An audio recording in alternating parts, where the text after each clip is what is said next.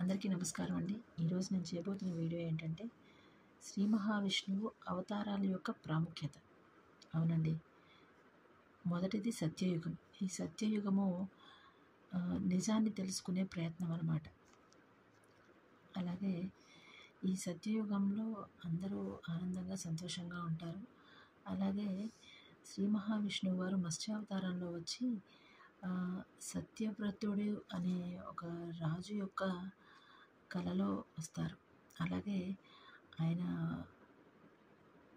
చేతికి మత్స్యావతారంలో చిన్న చేపగా కనిపించి ఆయన దాన్ని సంరక్షించాలనుకునే సమయంలో రకరకాల చోటుల నుంచి మారటం పెద్దగా అయ్యి ఆయనకి అర్థమయ్యేలా చేయడము, ఇదంతా ఏదో మాయలా ఉంది, ఇది విష్ణుమాయ అనుకొని ఆయన తెలుసుకొని అడిగినప్పుడు ఆయనకి ఒక వార్నింగ్ లాగా ఇవ్వడము, వేదాలని సప్తఋషుల్ని కాపాడే ప్రయత్నంలో ఒక నావ తయారు చేసి అందులో వాళ్ళని కాపాడమని చెప్పే ప్రయత్నంలో ఇవన్నీ జరుగుతాయన్నమాట. ప్రళయం నుంచి వేదాలని సప్తఋషుల్ని కాపాడడానికి అవతార సమాప్తి అక్కడితో జరుగుతుంది. ఆ యుగం యొక్క సమాప్తి, క్షమించాలి. రెండవ యుగం త్రేతాయుగం, రాముడి యుగం అన్నమాట. అది ఏంటంటే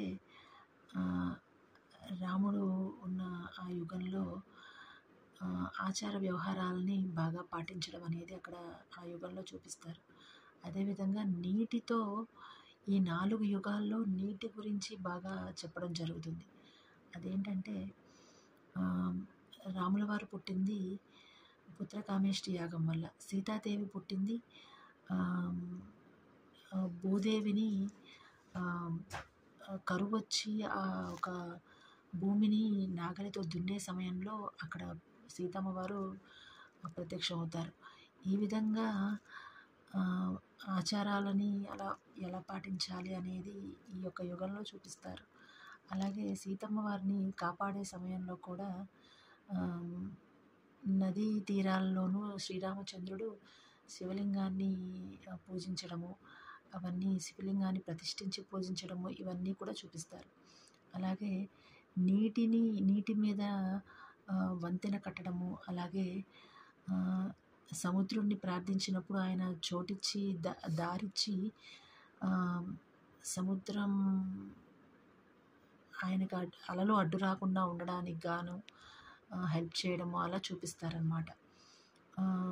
ద్వాపర యుగంలోకి వచ్చేసరికి శ్రీకృష్ణ పరమాత్ముడు ఆయన